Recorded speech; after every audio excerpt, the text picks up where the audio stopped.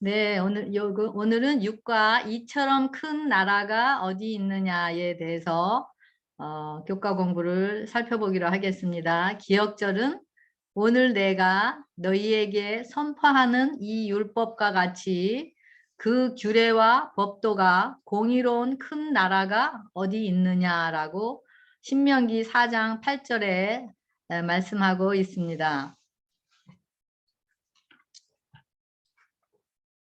이 하나님께서는 그 전에 이 율법과 같이 이 규례와 법도가 공의로운 큰 나라가 어디 있느냐라고 여기 말씀하시면서 이 율법과 큰 나라를 같이 여기서 같은 동격으로 이야기하고 있는 것을 보게 됩니다. 그래서 이거는 다시 말하면 율법이 다스리는 나라를 큰 나라라고 하고 있습니다. 그래서 하나님께서는 아브라함에게 약속하신 대로 이스라엘을 큰 나라로 만들어 주셨습니다. 그와 같은 큰 축복에 대한 반응으로 이스라엘은 변치 않는 충성과 순종을 통해 하나님을 이방 나라들에게 나타내 보여서 그들도 큰 나라로서의 사명을 담당하게 하는 것이 하나님의 뜻이었습니다. 지금 우리도 영적인 이스라엘로서 순종의 삶을 통해 하나님 나라가 되어 하나님의 은혜를 드러내고 나누는 자들이 되도록 하기 위한 것을 보게 됩니다. 이런 하나님의 나라가 되는 경험이 우리에게 이루어질 때 우리도 이 기억절의 이야기와 같이 총 제목과 같이 이처럼 큰 나라가 어디 있느냐라고 감탄하면서 그 하나님의 그런 경이로움을 또 드러낼 수가 있겠죠. 그래서 하나님께서는 우리에게도 이처럼 큰 나라를 우리에게도 이루시는 것이 하나님의 목적인 것을 여기서 볼 수가 있습니다. 우리 일요일 소지 가감하지 말지니라. 가감하지 말지니라 그러면서 신명기 4장 1절과 2절에 규례와 법도를 듣고 준행하라 그러면서 하나님께서 내가 너희에게 명령하는 말을 너희는 가감도 하지 말고 또 하나님께서 말씀하시는 그 말씀을 명령을 지키라고 이야기하고 있습니다. 이 모든 말을 너희가 지켜 행하고 그리고 그것에 가감하지 말지니라. 모든 말씀이라고 이야기하고 있습니다. 그래서 모든 말씀을 지켜 행하는 것이 가감하지 않는 것이란 의미인 것을 알 수가 있습니다. 그래서 우리가 어떻게 하면은 모든 말씀을 지키고 하나님의 말씀을 하신 대로 우리가 가감하지 않을 수 있을 것인가? 하나님의 규례와 법도는 하나님 자신과 같이 거룩하고 또 완전하고 또 영원하기 때문에 하나님께서 말씀하신 그 말씀들을 빼거나 더하거나 하는 것은 바로 하나님 자신을 거역하는 행위인 것을 볼 수가 있습니다. 그런데 사단은 그가 하늘에서부터 하나님의 율법을 변개시키기 위해서 가감하기 위해서 온갖 노력을 끈질기게 하여 왔습니다. 여태까지. 그래서 그 영향으로 우리 바리새인들과 서기관 같은 그 유대인들이 바로 그런 가감하는 그런 행위적인 신앙을 하는 것을 여기서 볼 수가 있습니다. 마태복음 15장 1절부터 9절 사이에 우리 지난주에 살펴보았죠. 이 바리새인들과 서기관들이 예수님께 나와서 당신 제자들이 어찌하여 장로의 전통을 범하나이까 하면서 떡 먹을 때 손을 씻지 않았다고 이야기합니다. 그랬을 때 예수님께서 어찌하여 너희의 전통으로 하나님의 계명을 범하느냐라고 하나님께서 말씀하셨습니다. 그러므로 너희 전통으로 하나님의 말씀을 폐한다고 이야기하고 있습니다. 그러면서 외식하는 자들아 얘기하면서 이 백성이 입술로는 나를 공경하되 마음은 내게서 멀도다. 사람의 계명으로 교훈을 삼아 가르치니 나를 헛되이 경배하는도다라고 이야기하고 계십니다. 이런 유대인들은 자신이 만든 그런 전통적인 그런 율법을 지켜오고 또 하나님의 완전한 계명을 가감하면서 또 계명을 범하는 것을 볼 수가 있습니다. 전통을 따르는 것은 바로 하나님 자신을 무시하는 것과 마찬가지인 것입니다. 왜냐하면 완전한 계명은 부분적인 계명을 하락시키기 때문입니다. 그래서 하나님의 그런 그리스도께서는 율법을 폐하러 오신 것이 아니라 완전케 하러 오셨다고 하고, 또 하나님의 도덕적인 표준이 1.1획이라도 변개할 수 없다라고 이야기하고 있습니다. 그래서 이런 예수님께서 그런 율법, 회개한 죄인들에게 당신의 의를 주시고 인간으로 율법을 지킬 수 있게 하기 위해서 돌아가셨습니다. 율법이 바꾸어지고 변개될 수 없기 때문에 하나님께서는 그분의 독생자를 타락한 인류가 죄의 싹슨 사망이기 때문에 그들을 구원하기 위해서 십자가에 달리신 것입니다. 만약에 율법을 하나님께서 변개케 하셔서 인간의 수준에 맞추셨다면은 예수님께서 돌아가실 필요가 없으셨겠죠. 그래서 그리스도께서는 인간이 그 자신의 힘으로는 율법을 지킬 가능성이 전혀 없었기 때문에, 즉 죄의 본질을 가진 인류가 산 믿음으로 신성과 영합되면은 이 하나님의 모든 계명에 순종이 되어지고 또 모든 계명을 지킬 수 있다라는 것을 증명하기 위해서 자신의 죽음을 통해서 십자가에서 율법을 완성하신 것입니다. 그러면서 율법을 지킬 수 있다라는 것, 완전한 순종을 할 수 있다라는 것을 나타내시고 우리의 모범이 되신 것이었습니다. 그 율법은 하나님의 손가락으로 친히 기록하셔서 율법이 결코 변개되거나 폐기될 수 없다라는 것을 나타내고 있습니다. 이 율법은 하나님 자신이 불변인 것 같이 또 불변을 나타내고 있습니다. 여기 율법의 1.1획도 반드시 없어지지 아니한다고 선언하셨는데요. 그래서 예수님이 오신 것은 바로 율법을 높이기 위해서 오신 것입니다. 그래서 이런 하늘과 땅에 하나님은 공의로우시고 또 그의 율법은 변경시킬 수 없는 법이라는 것을 보여주는 것이 바로 이 율법이죠. 근데 율법도 거룩하며 여기 보면 계명도 거룩하고 의롭다고 선포하고 있습니다. 율법은 근데 우리에게 완전한 순종을 요구합니다. 그렇기 때문에 우리 심령이 이런 율법의 완전한 순종을 요구할 때 우리가 그런 율법에 완전히 굴복을 할 때만 그 사람의 마음은 성령으로 능력으로 율법의 지배를 받으면서 우리가 율법에 순종하게 되는 것이죠. 그러면서 우리는 그리스도와 하나됨으로 율법의 정죄에서 자유롭게 되는 것입니다. 그래서 그리스도께 뜻에 복종하는 것은 바로 완전한 사람으로 회복된 것을 의미합니다. 사랑의 율법이 하나님의 정부의 기초가 되므로 모든 피조물들은 그 큰 원칙에 완전히 일치하게 되고 그럴 때 바로 행복을 누리게 되는 것입니다. 신명기 10장 13절에 내가 오늘 내 행복을 위하여 내게 명하는 여호와의 명령과 규례를 지킬 것이 아니냐라고 말씀하고 있습니다. 뭐라 그래요? 여기서 하나님께서 명령하신 명령과 규례를 지키는 것이 바로 우리의 행복을 위해서 하시는 거라고 이야기하고 있습니다. 그런데 사탄은 이 하나님께서 이 지키라고 한 그 율법을 인간이 지킬 수 없는 것을 만들어 놓고 인간을 올거매고 거짓말을 한다라고 속이고 있습니다.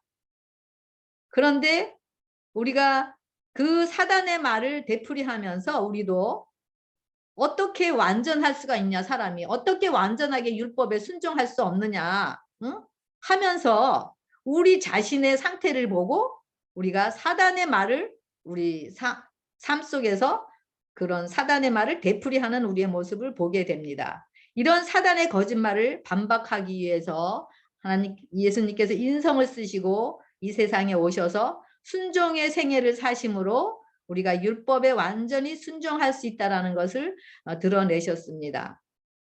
우리가 어떻게 완전한 순종을 할 수 있어라고 질문하는 자들에게 하나님께서는 예수님께서 행하신 그 십자가의 죽음에 우리 자아가 함께 못 박히고 그리스도를 개인의 구주로 영접할 때 우리가 신의 성품에 참여하는 자가 되어 부활의 생명으로 우리가 살아가는 자들이 될 때 그 완전한 계명은 예수님 안에서 완전하게 순종이 되어지는 것이 됩니다. 바로 그것이 바로 우리가 어떻게 율법에 완전히 순종할 수 있어라고 그 사단의 그런 말을 하는 그런 것에 해답이 될 것입니다. 이럴 때 우리는 그 율법의 1.1핵이라도 문자적으로가 아닌 마음의 동기에서부터 우리가 하나님의 법을 가감하지 않고 우리가 완전한 순종이 되어지는 자들이 되는 것입니다. 이런 자들이 하나님의 말씀을 가감하지 말라는 하나님의 명령에 순종이 되어지고 그 말씀을 이루는 자들임을 우리가 볼 수가 있습니다. 물론 문자적으로 지금도 스스로 십계명을 변개하고 또 율법을 범하면서 그런 가감하고 그런 상태를 보게 됩니다. 하지만 근본적으로 우리가 그런 하나님께서 말씀하신 그 율법에 그것을 가감하지 말라라는 그 근본적인 것은 우리가 하나님의 생명으로 거듭나지 않고 율법의 완전한 의를 입지 못하면 우리는 계명의 완전한 순종을 할 수 없기 때문에 하나님의 말씀을 가감하는 것과 마찬가지인 것을 볼 수가 있습니다. 그래서 예수님 안에서만이 온전한 율법의 완전한 순종이 되어지고 그리고 하나님의 완전한 율법을 가감하지 않는 것이 된다라는 것을 여기서 이야기하고 있습니다. 하나님의 모든 말씀, 곧 그분의 규례와 법도는 그분의 완전함, 또 거룩함, 그리고 전지전능하신 것의 근거이기 때문에 이를 어긴다면 그는 곧 하나님을 거역하는 것이라고 여기서 이야기하고 있습니다. 11월 1일 소요지 바알부올이라고 되어 있는데요. 이 발락이 발람을 불러 이스라엘 사람들을 저주하도록 부탁을 합니다.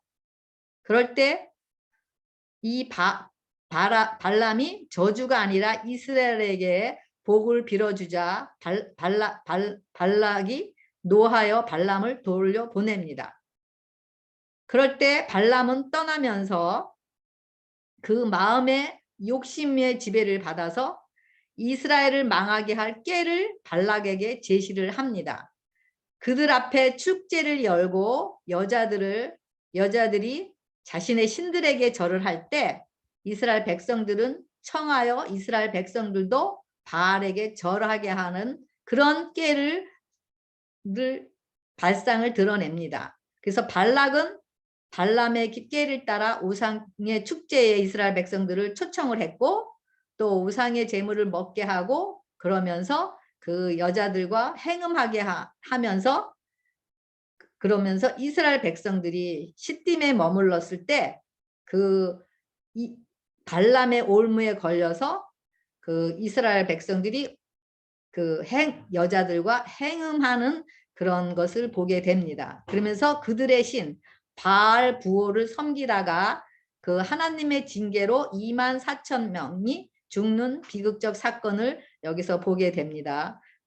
바알 부올은 지방의 바알이란 뜻입니다. 그래서 당시 모압 족속이 섬기던 다신의 신을 의미하는데요. 지금 모세가 가나안 입성을 앞둔 새 세대들을 내게 이 비극적인 사건을 상기시키고 있는 것은 여호와의 규례와 법도를 떠난 자들의 그런 비참한 종말을 통해서 그런 앞으로의 그들의 삶이 제 후세들의 삶이 그런 참 삶과 생명의 원리를 교훈하기 위한 것임을 보고 있고 또 우리에게도 또 똑같은 죄를 범하지 않게 하기 위해서 우리에게도 또 성령으로 우리에게도 말씀하시는 것을 볼 수가 있습니다. 여기서 음행하다라는 표현은 실제로 성적인 범죄가 행해졌음을 이야기하고 있습니다. 사탄은 한번 인간의 타락한 본성을 이용하여서 다시 이방의 여인들도 하여금 또 자신들을 유혹의 손길에 내어준 이스라엘 남자들을 범죄에 빠져들게 합니다.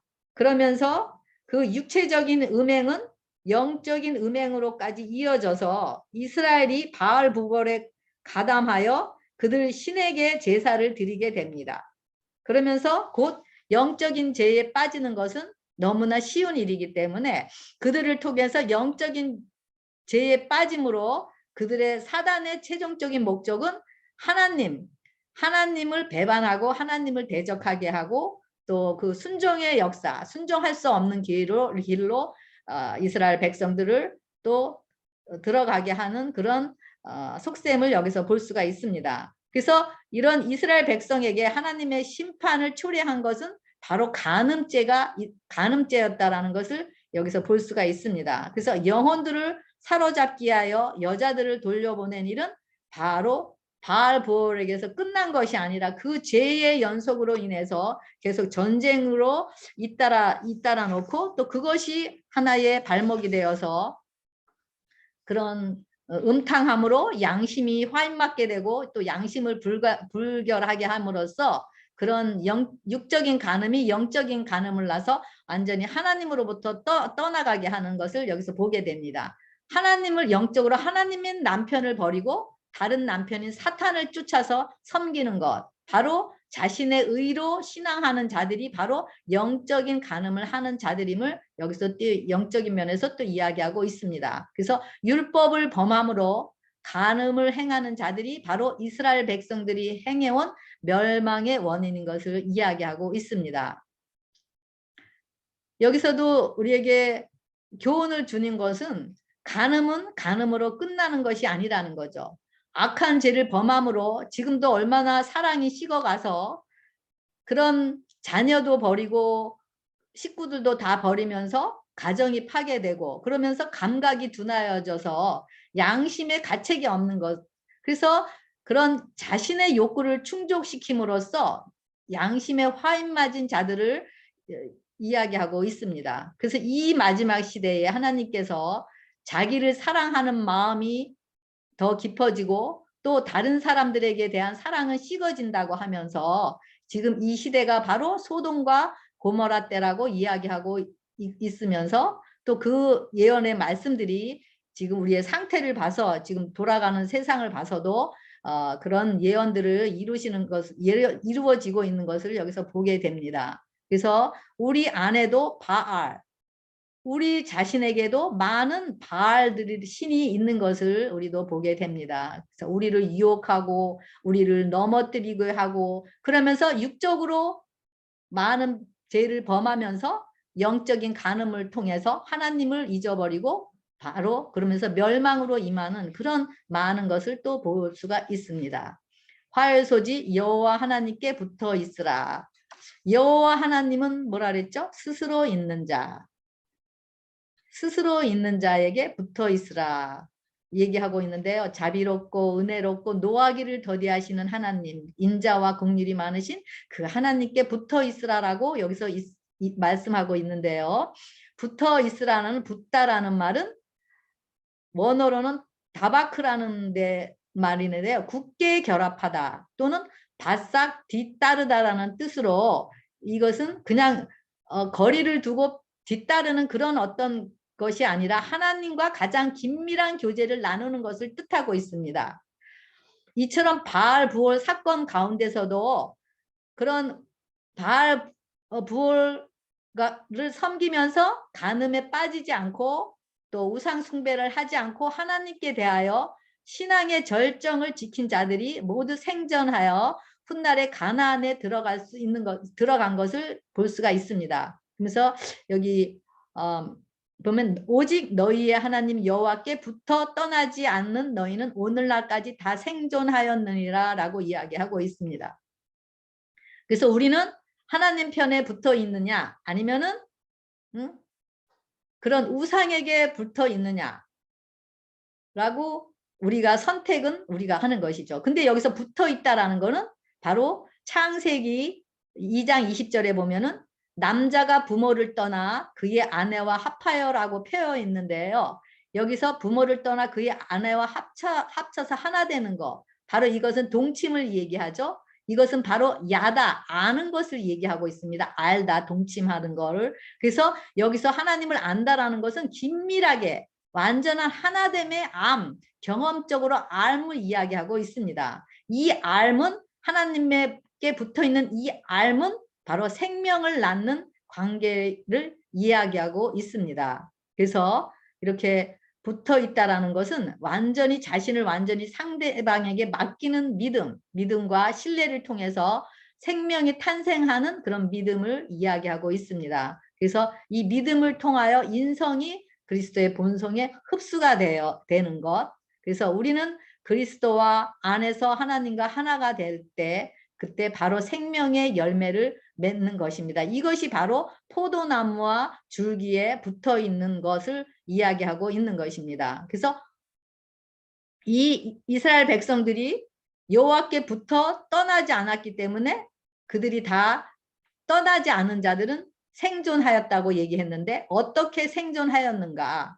바로 우리 안에 바알이 어떻게 물리칠 수 있는가라는 의미랑 마찬가지입니다. 그래서 이 영적 이런 하나님과 같이 우리 안에 하나님을 떠나서 간음하는 욕심과 탐심과 질투와 이기심뿐만 아니라 우리가 육적으로 사랑하는 것들, 우리의 모든 사랑하는 것들이 많죠. 돈이며 명예며 뭐 이런 자신을 의지하는 이런 것들이 다 우리의 욕심으로 통해서 이기심으로 나오는 그런 우리의 그런 자아가 있는데 그런 것들이 바로 우리의 바알부얼인데 그런 것들이 를 통해서 우리가 하나님께 그런 자들이 하나님의 곁에서 자아가 죽고 없고 하나님과 함께 붙어서 하나님의 생명을 그런 수요를 받을 때 우리가 바로 이렇게 이스라엘 백성 중에서도 그런 바알 부올의 우상에 숭배하지 않고 바로 생존한 자들인 것을 알 수가 있습니다. 그래서 여기서 만약 포도나무 가지들이 본 줄기에 붙어 있다면 하나님과 동일한 생명이 그들 속에 있는 것입니다. 그래서 그리스도 안에 사랑이 있고 그리스도와 연합한 자들은 바로 그리스도의 정신과 사상을 드러내기 때문입니다. 그래서 하나님의 임재 안에 있는 것은 바로 포도나무가 가지에 붙어 있는 것을 이야기하고 있습니다. 그래서 하나님 안에 그리스도 안에서만 우리가 포도나무에 연결이 되어 있는 것을 이야기하고 있습니다. 이럴 때만이 우리의 자신에 대해서 우리가 굴복되고 우리가 자신에 대해서 의지할 것이 없다라는 것을 알 때 그런 빈 마음에 우리가 포기가 되어지고 그런 빈 마음에 성령님이 임재하셔서 우리가 하나님으로부터 생명을 받게 되는 것입니다. 만약 우리 자신이 아직 의지할 것이 있다라고 생각하면은 우리가 자신을 의지하지 그 하나님의 능력을 의지하지 않게 되기 때문에 우리 인간의 본성이 그렇기 때문에 우리는 하나님으로부터 그런 그 포도나무의 그런 가지에서 그런 수혈을 받을 수가 없는 것입니다. 그래서 그들은 그래서 자신이 얼마나 연약하고 죄인이고 소망이 없는 자들인 것을 아는 자들이 바로 하나님의 생명 안에서 그리스도께 붙어 있고 완전히 하나가 되는 상태를 경험하게 되는 것입니다. 그저 교회만 갔다 왔다 하고 또 조금 은혜 받고 감정으로 하는 신앙이 아닌 것입니다. 이럴 때 우리 안에서 우리가 섬기고 있는 바알신, 바로 그런 우리 자신을 섬기고 있고 자신의 욕구를 따라 행해서 우리가 이루고자 하는 것들을 쫓겨나게 되고 우리가 하나님의 성령이 우리 안에서 하나님의 뜻을 이루는 자들인 것로 꼴지우는 것을 우리가 볼 수가 있습니다. 우리 11월 3일 이처럼 큰 나라가 어디 있는가. 이런 바알 부올인 우상을 섬기지 않기로 선택한 자들로서 그들은 하나님의 생명에 붙어 있었기 때문에 이런 자들이 큰 나라라고 이야기하고 있습니다. 그래서 하나님께서 아브라함을 갈대에서 불러내서 내가 너로 큰 민족을 이루겠다라고 말씀하셨는데요. 바로 그 큰 나라가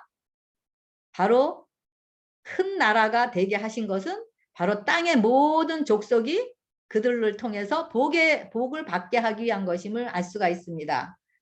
이스라엘 백성들이 그런 큰 나라가 된 것은 그들의 영토가 넓고 또 군사력도 많고 또 겉으로 나타나는 힘이 많아서 힘이 좋아서가 아닌 것입니다. 그런 겉으로 보이는 그런 것이 아니었습니다. 이는 그들에게 참된 지혜와 지식의 근원인 바로 하나님의 말씀이 있었기 때문입니다. 이 말씀은 바로 여호와 하나님께서 그들과 함께 계셔서 그들에게 지혜가 되고 바로 지식이 되었기 때문에 이들이 바로 그 하나님을 통해서 그들이 이런 큰 나라가 되었던 것입니다. 그래서 이런 성령의 임재를 통해서 율법이 온전히 순종이 되어지는 자들, 바로 이런 자들이 하나님과 함께하는 자들이기 때문에 하나님의 생명의 수요를 받은 자들이고 바로 이런 자들이 하나님의 아름다운 덕을 선전하는 자들로서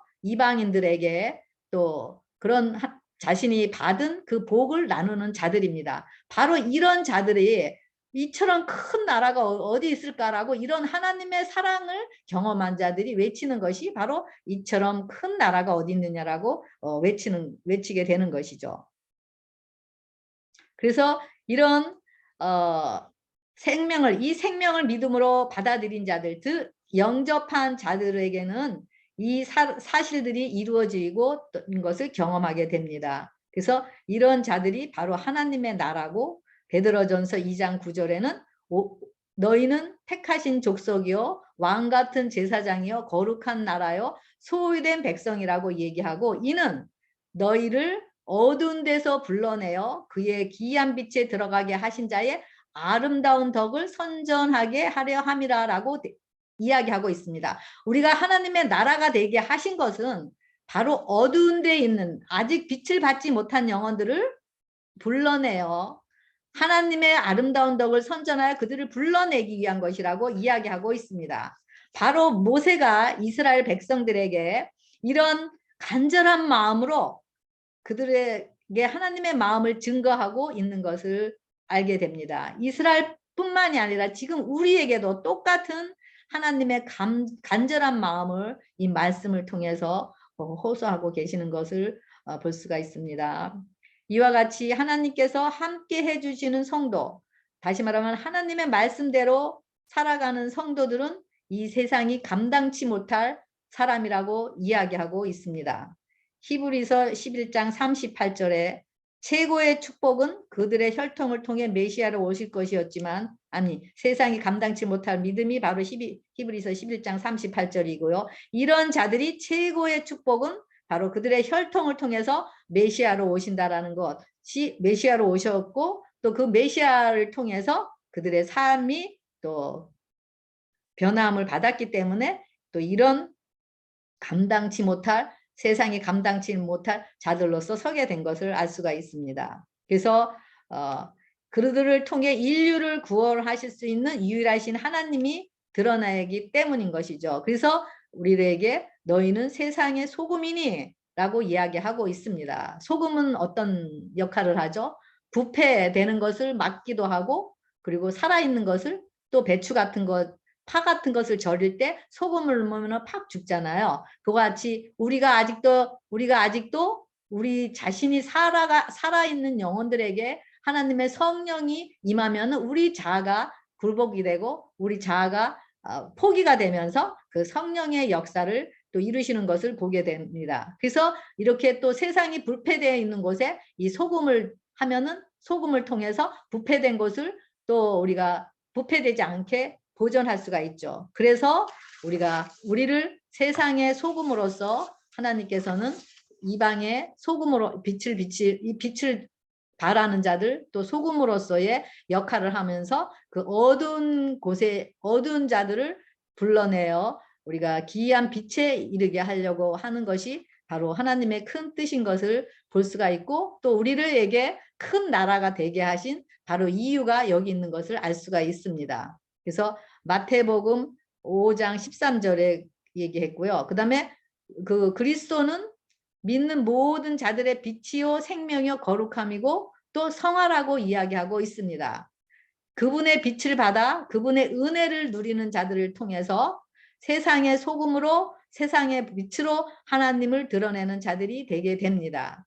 소금이 가게 되는 곳은 그곳이 가정이든지 사회가 되든지 또 교회가 되든지 어느 곳이든지 또 하나님의 선한 것을 보존하게 되고 모든 악을 파괴하는 것이 되기 때문에 또 하나님의 영광을 드러내는 또 역할을 하게 되는 것입니다. 이 소금과 빛의 역할은 우리의 역할이 아니라 성령의 임재를 통해서 성령께서 하시는 성령의 역할인 것을 볼 수가 있습니다. 그래서 오직 자아가 죽은 자들을 통해서만이 성령님께서 이런 사역을 하실 수가 있기 때문에 그럴 때만이 아름다운 분인 하나님을 이방에 드러내므로 그들을 생명의 빛으로 인도하게 되는 빛의 도구가 되고 소금의 역할을 하게 되는 것입니다. 11월 4일 목요일 너희의 지혜요 너희의 지식이라. 신명기 4장 6절에 너희는 지켜 행하라. 이것이 여러 민족 앞에서 너희의 지혜요 너희의 지식이라. 그들이 이 모든 규례를 듣고 이르기를 이 큰 나라 사람은 과연 지혜와 지식이 있는 백성이로다 하리라라고 이야기하고 있습니다. 여기서도 똑같이 소금과 빛의 역할과 같이 똑같이 이 지혜와 지식이 사람으로부터 나오는 지혜와 지식이 아닌 것을 볼 수가 있습니다. 왜냐하면 이 지혜와 지식은 완전한 순종으로부터 나오는 것이기 때문에 그래서 고린도전서 1장 30절에는 그리스도가 우리의 지혜와 의로움과 거룩함과 구속함이 되셨다고 이야기했기 때문에 그래서 우리가 그들의 지혜와 지식은 하나님의 율법에 순종하는 자들을 통해서 즉 의의 옷을 입은 자들을 통해서 하나님의 지혜와 지식이 나타나는 것을 이야기하고 있습니다. 잠언 1장 7절에 솔로몬은 여호와를 경외하는 것이 지식의 근본이라고 하고 있습니다. 그리고 마태복음 7장 24절에는 누구든지 나의 이 말을 듣고 행하는 자는 지혜로운 사람이라고 이야기하고 있고요. 또 시편 19장 7절에는 여호와의 율법은 완전하여 우둔한 자를 지혜롭게 한다라고 이야기하고 있습니다.